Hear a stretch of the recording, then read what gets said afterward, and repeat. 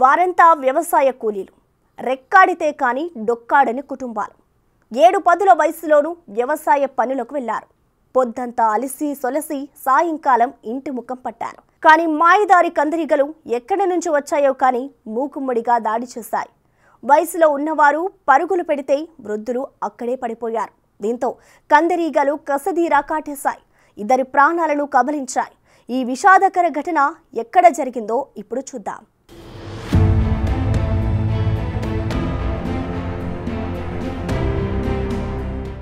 శ్రీకాకుళం జిల్లా రణస్థలం మండలంలోని రావాడ పంచాయతీ లంకపేట గ్రామానికి చెందిన కిల్లారి రవణమ్మ, కిల్లారి సూర్యకృష్ణప్పడు, ఇప్పిలి శ్రీరాములు, కాంతమ్మ అనే నలుగురు శుక్రవారం ఉదయం స్థానికంగా బొప్పాయి తోటల్లో వ్యవసాయ పనులకు వెళ్లారు. సాయంత్రం ఇంటికి వస్తున్న సమయంలో గ్రామంలోని కల్లాల దగ్గరికి వచ్చేసరికి కందిరీగల పట్టు కదిలి అవి బయటకొచ్చేశాయి. సాయంత్రం ఇంటికి వస్తున్న సమయంలో గ్రామంలోని కల్లాల దగ్గరికి వచ్చేసరికి కందిరీగల పట్టు కదిలి అవి బయటకొస్తున్నాయి.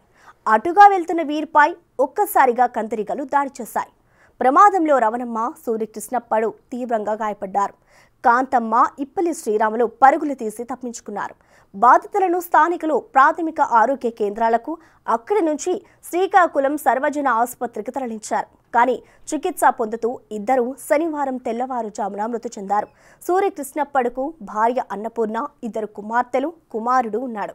రవణమ్మకు భర్త సత్యం, 3 కుమార్తెలు, కుమారులు ఉన్నారు.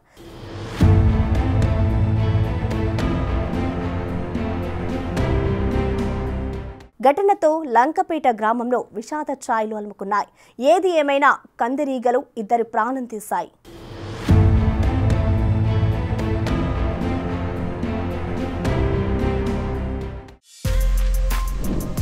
For more videos like this, subscribe Big TV channel.